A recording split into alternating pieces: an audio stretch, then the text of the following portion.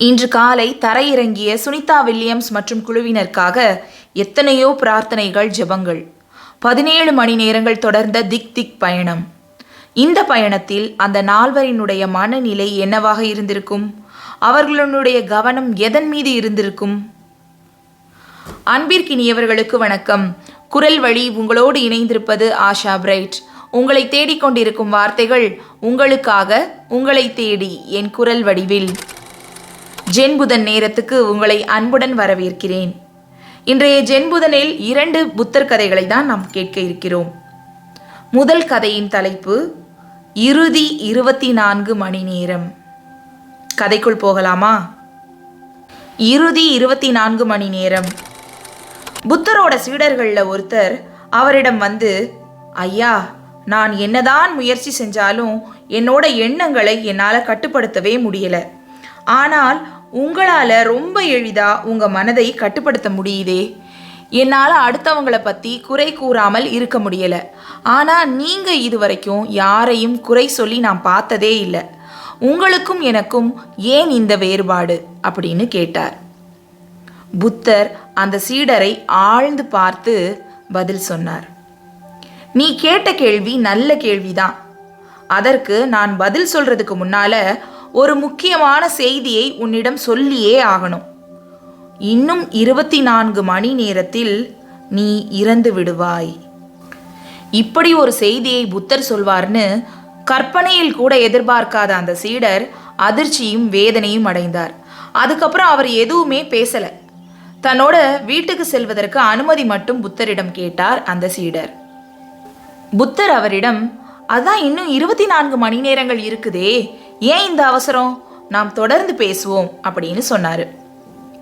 இனி பேசுறதுக்கு என்ன இருக்கு? நான் வீட்டுக்கு போய் இறப்பதே மேல், இப்படி சொல்லி தன்னோட வீட்டுக்கு வருத்தத்தோடு புறப்பட்டு போனார் அந்த சீடர். வீட்டுக்கு வந்து எல்லார்கிட்டையும் தான் 24 மணி நேரங்களில் இறக்க போறதா சொல்றாரு.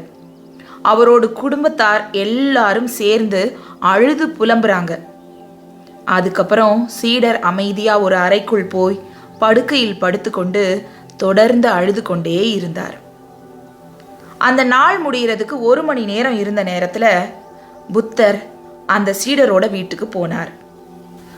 அறையில் படுத்திருந்த அந்த சீடரிடம் புத்தர் சொன்னாரு, இன்னும் 1 மணி நேரம் இருக்குதே, நாம் பேசலாம் வா. அதற்கு விரக்தியோட உச்சக்கட்டத்தில் இருந்த அந்த சீடர் புத்தர்கிட்ட சலிப்பா பதில் சொன்னாரு, அமைதியா என்னை சாக விடுங்க. இந்த நேரத்தில் நம்ம 2 பேரும் பேசுறதுக்கு என்ன இருக்கு? புத்தர் அவரிடம், சரி, நீ ஒண்ணுமே பேச வேண்டாம், நான் கேட்குற சில கேள்விகளுக்கு மட்டும் பதில் சொன்னால் போதும் அப்படின்னு சொன்னார். இந்த 24 மணி நேரமும் உன்னோட மனம் கட்டுப்பாடின்றி அலைப்பாய்ந்ததா? இப்படி புத்தர் கேட்டார். அது எப்படி முடியும்? சாவை தவிர வேற எதையுமே நான் சிந்திக்கலைன்னு பதில் சொன்னாரு அந்த சீடர். இந்த நாள் முழுவதும் நீ யாரையாவது குறை சொன்னாயா? இன்று முழுவதும் பொய் சொன்னாயா? திருடினாயா? என்று அடுத்தடுத்து விடாமல் கேள்வி கேட்டார் புத்தர். சற்று அழுத்தமான குரலில் அந்த சீடர் பதில் சொன்னார், இல்லவே இல்லை, சாவு மட்டுமே என்னுடைய சிந்தனையில் இருந்தது. புத்தர் அந்த சீடரிடம், இன்னைக்கு காலையில நீ கேட்ட கேள்வியினுடைய பதிலை இப்ப கண்டுபிடிச்சு இருப்பேன்னு நினைக்கிறேன். இப்படி பதில் சொன்னதும் அந்த சீடர் புத்தரை உற்று நோக்கினார். புத்தர் தொடர்ந்து பேசினார். இன்று இறப்போமா நாளை இறப்போமா என்று எனக்கும் தெரியாது, உனக்கும் தெரியாது. ஆனால் வாழ்க்கையோட கடைசியில் எல்லாரும் இறந்து விடுவோம் என்பது உனக்கும் தெரியும், எனக்கும் தெரியும். அந்த உண்மையை நீ கடந்த 24 மணி நேரங்களாக சிந்தித்ததால் வேறு எந்த தவறையும் உன்னால் செய்ய முடியவில்லை, எதை பற்றியும் சிந்திக்கவும் முடியவில்லை. இந்த 24 மணி நேரங்களாக நீ சிந்தித்த அந்த உண்மையை நான் கடந்த 24 ஆண்டுகளாக சிந்தித்து வருகிறேன். அதுதான் உனக்கும் எனக்கும் உள்ள வேறுபாடு என்று சொல்லி புன்னகைத்தார் புத்தர். சீடருக்கு அவருடைய கேள்வியின் பதில் இப்போது புரிந்தது. நமக்கும் புரிந்தது தானே? இப்ப ஜென்புதனின் 2வது கதைக்குள் செல்வோம். கதையின் தலைப்பு புத்தர் போட்ட முடிச்சு. புத்தரோட வருகைக்காக அவருடைய சீடர்கள் காத்துட்டு இருந்தாங்க. கொஞ்ச நேரத்துல புத்தர் அங்கு வந்து சேர்ந்தார். அவரோட கையில கைக்குட்டையை விட கொஞ்சம் பெரிய அளவு துணி இருந்தது. சீடர்களுக்கு எதிரே இருந்த மேடையில புத்தர் வந்து உட்கார்ந்தார். எதுவுமே பேசல. கையில் இருந்த துணியில் முடிச்சுகளை போட தொடங்கினார். மொத்தம் 5 முடிச்சுகள் போட்டிருப்பார். தன்னையே உற்று பார்த்துக்கிட்டு இருந்த சீடர்களை பார்த்த புத்தர், நான் 5 முடிச்சுகள் போட்டேன், அதை அவிழ்க்கப் போகிறேன். அதுக்கு முன்னால 2 கேள்விகள் உங்களிடம் கேட்கப் போகிறேன். என்னுடைய முதல் கேள்வி, இப்போது முடிச்சுகள் விழுந்துள்ள இந்த துணி முதலில் இருந்த அதே துணிதானா, முடிச்சுகள் இல்லாததும் உள்ளதும் ஒன்றுதானா என்று கேட்டார். புத்தரோட முக்கியமான சீடர்களின் ஒருவரான அனந்தன் எழுந்து, சுவாமி, ஒரு வகையில் முன்பு இருந்ததும் இப்போது இருப்பதும் ஒரே துணிதான். ஆனா அதுல இருக்கக்கூடிய முடிச்சுகள் மட்டும்தான் வேறுபாடு. முன்பு இருந்த துணி சுதந்திரமானது, இப்ப இருக்கிற துணி அடிமைப்பட்டு கிடக்கிறது முடிச்சுகளால். இப்படி பதில் சொன்னார். உடனே புத்தர் சொன்னார், சரியாக சொன்னாய். எவரும் இயல்பிலேயே கடவுள்தான். ஆனால் முடிச்சு போட்டுக்கொண்டு சிக்கலில் சிக்கி அடிமைப்பட்டு போய்விடுகிறார்கள். நாம் எல்லோரும் புத்தர்கள்தான். ஆனால் தனித்தனி உலகங்களை உருவாக்கி கொண்டு அதில் சிக்கிக்கொண்டு தனிமைப்பட்டு போய்விடுகிறோம், இந்த முடிச்சுகளைப் போல என்று சொன்னார் புத்தர். பிறகு கொஞ்ச நேரம் அமைதியாக இருந்த புத்தர் திரும்பவும் பேசத் தொடங்கினார். என்னுடைய 2வது கேள்வி, இந்த முடிச்சுகளை அவிழ்க்க வேண்டுமென்றால் நான் என்ன செய்ய வேண்டும்?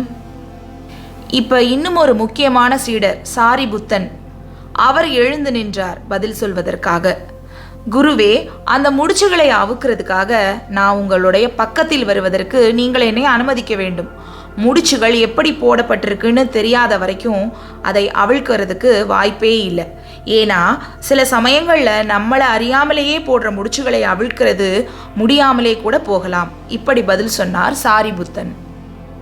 அதற்கு மறுமொழியாக புத்தர் சொன்னது, சரியாக சொன்னாய், அதுதான் வாழ்க்கை, அதுதான் வாழ்க்கையின் ரகசியம்.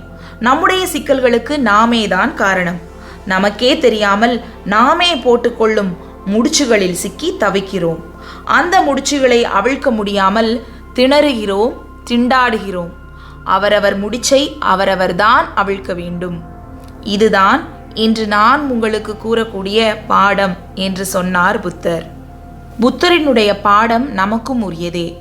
இதற்கு மேலும் விளக்கங்கள் வேண்டாம் தானே? நிலையில்லாத வாழ்க்கையில் எதுவும் வன்மமாகவோ வஞ்சமாகவோ நம் மனதில் இருக்க வேண்டாம். நம்முடைய முடிச்சுகளை நாமே அவிழ்ப்போம். இந்த 2 பாடங்களையும் இன்றைய கதைகள் நமக்கு கூறுகின்றன. இந்த 2 கதைகளும் உங்களுக்கு பிடித்திருக்கும், உங்கள் சிந்தனையை தூண்டி இருக்கும் என்று நம்புகிறேன். இது போன்ற கதைகளை தொடர்ந்து கேட்பதற்கு இப்படிக்கு வானவில்லால் வலையொலி பக்கத்தை சப்ஸ்கிரைப் பண்ணிக்கோங்க, லைக் பண்ணுங்க, உங்களுடைய நண்பர்களோடும் பகிர்ந்து கொள்ளுங்கள். இதுவரை நான் சொன்ன ஜென் கதைகளை கேட்பதற்கு பிளேலிஸ்டில் ஜென் கதைகள் என்ற தலைப்பில் எல்லா கதைகளும் இருக்குது. அதை சொடுக்கி நீங்கள் கேட்கலாம். இன்றைய இந்த கதையினுடைய டிஸ்கிரிப்ஷன்லையும் எல்லா கதைகளும் லிஸ்டாக கொடுத்துருக்கிறேன், அங்கிருந்தும் நீங்கள் கேட்டுக்கொள்ளலாம்.